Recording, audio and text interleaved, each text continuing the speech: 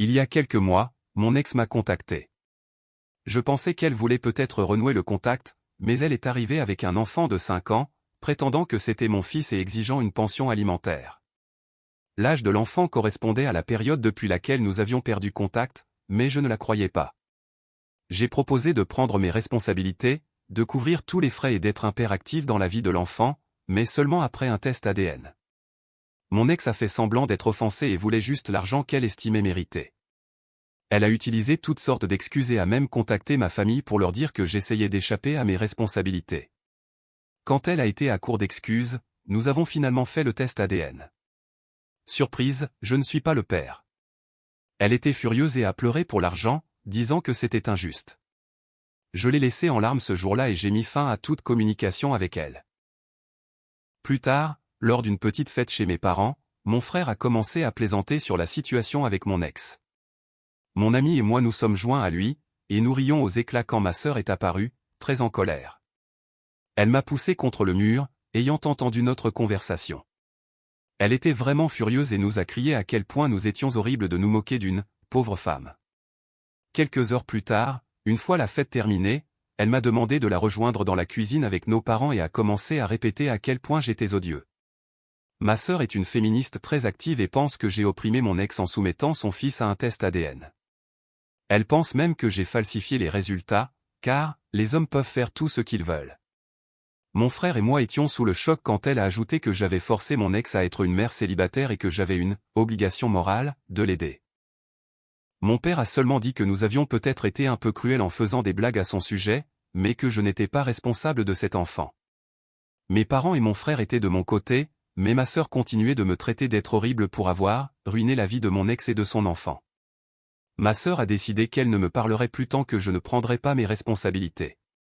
Elle était totalement du côté de mon ex et, même après lui avoir tout montré, elle a affirmé que rien de tout cela n'avait d'importance, car la parole d'une femme passe en premier.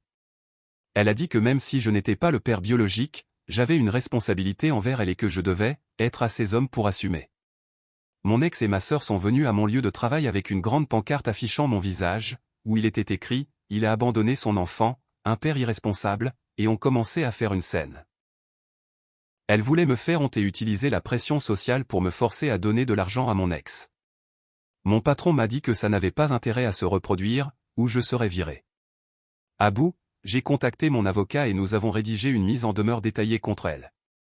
Mon ex a paniqué quand elle l'a appris et m'a supplié d'abandonner les poursuites.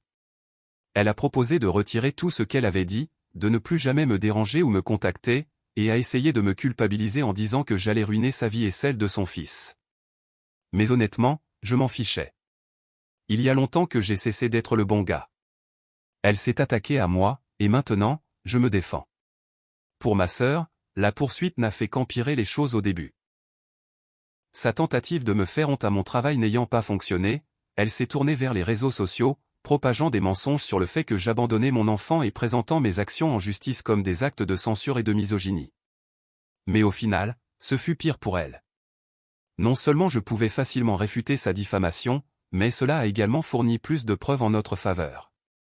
À ce stade, presque toute ma famille savait ce qu'elle avait fait. Certains pensent que ma sœur est folle. La stratégie de mon avocat était d'inclure tout ce à quoi nous pouvions penser, harcèlement, diffamation, tentative de mise en danger de mon emploi, fraude à la paternité, tout. Ma sœur a continué de prétendre que c'était du bluff et a persisté à publier tous ces mensonges sur les réseaux sociaux. Chaque mot qu'elle a publié contre moi s'est retourné contre elle lorsqu'il a été utilisé comme preuve. Mon ex a fini par accepter de compenser les dommages à l'amiable et a laissé ma sœur seule dans une bataille qu'elle avait elle-même provoquée.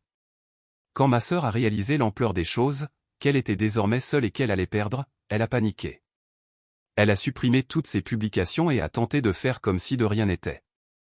Mais à ce moment-là, nous avions toutes les sauvegardes, captures d'écran et enregistrements nécessaires. Lors de la dernière audience de conciliation, elle s'est effondrée en larmes, me suppliant de lui pardonner et de ne pas lui faire subir ça. Mais elle s'est infligé cela toute seule. Elle a eu de multiples occasions d'arrêter, mais elle a continué à pousser et a fini par faire face aux conséquences de ses propres actions. Elle a dû me verser une somme importante, en plus de tous les frais de justice. Ma mère l'a aidée à payer, mais elle a maintenant une dette considérable, car mon père a exigé qu'elle les rembourse au fil du temps.